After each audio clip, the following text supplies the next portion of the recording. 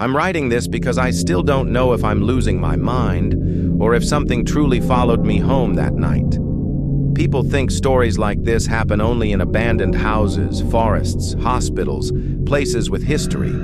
But the scariest part is, mine happened in a regular apartment, on a regular street, on a night I thought would be perfectly normal. It's the simplicity of it that terrifies me most. It started 2 years ago in the fall of 2023. I had just moved to a new apartment complex outside of Columbus, Ohio. Cheap, quiet, nothing special. I was never superstitious. I didn't believe in ghosts, demons, curses, or any of that paranormal nonsense. But something was wrong with this place from the first night. Not in an obvious way. No strange knocking, no cold spots, no weird shadows. Just a feeling. Like the building was holding its breath. Like something was waiting. The first sign came at 3:14 a.m. I woke up without knowing why. No sound, no nightmare. My eyes just snapped open. The room was dark, but I could clearly see a shape standing near my bedroom doorway. Not moving, not breathing, just standing there. I froze. My mind tried to create an explanation. Maybe it was my coat on the door, a shadow from the window, anything normal. But after a few seconds, my eyes adjusted. The shape stepped backward and disappeared into the hall. I didn't sleep again that night. The next morning, I convinced myself it was a half dream, the brain waking before the body. Sleep paralysis, hallucination, something scientific. But that same night, the same time, 3:14 a.m., I heard footsteps in the hallway. Slow, steady, dragging. I lived alone. I grabbed my phone, turned on the flashlight, and walked slowly toward the hall. "Hello?" I called out, feeling stupid. No answer. The footsteps stopped. I shined the light up and down the hall. Nothing.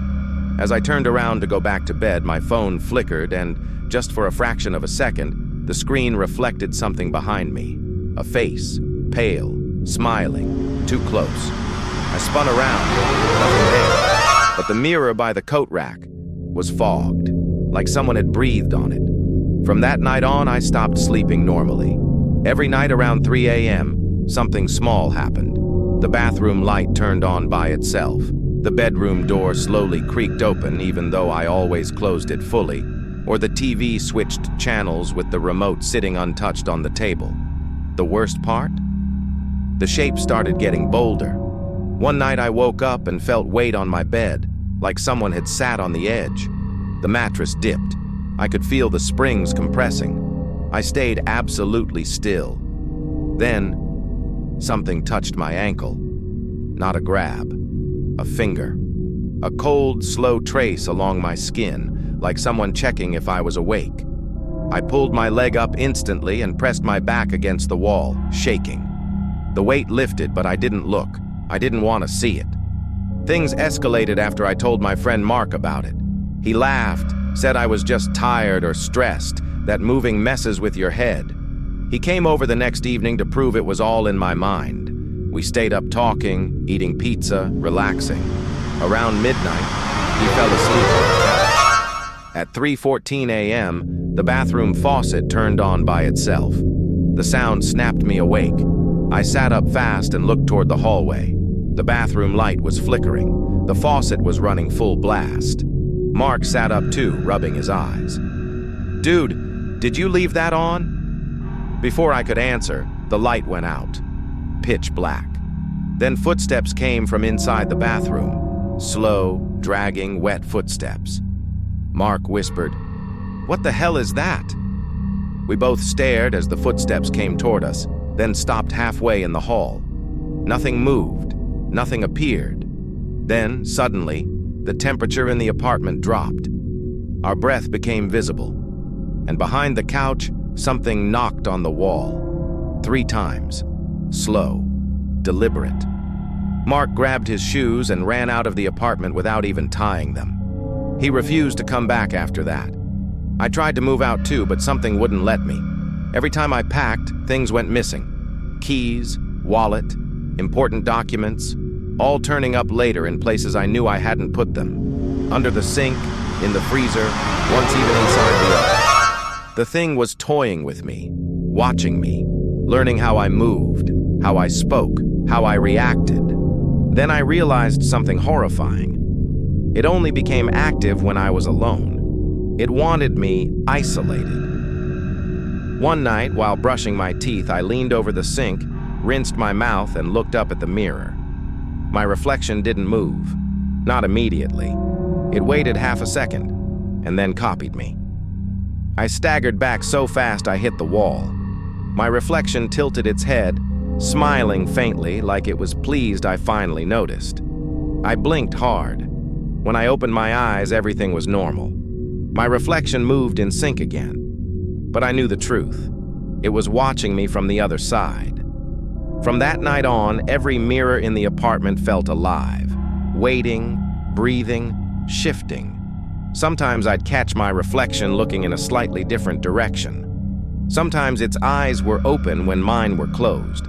Once I swear I saw a second silhouette standing behind it, taller than me, its hands resting on my reflection's shoulders like a puppeteer.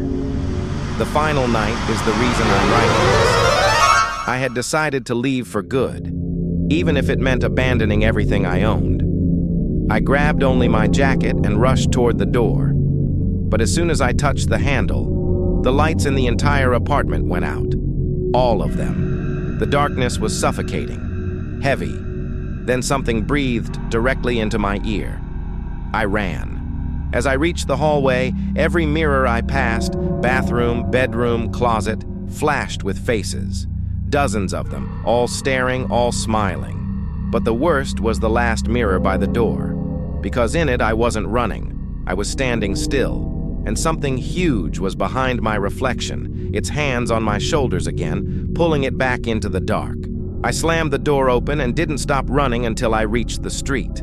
Cold air, headlights, the sound of cars, normal life felt unreal. When I finally looked back at the building, every window on my floor was pitch black. Except one, my bedroom window.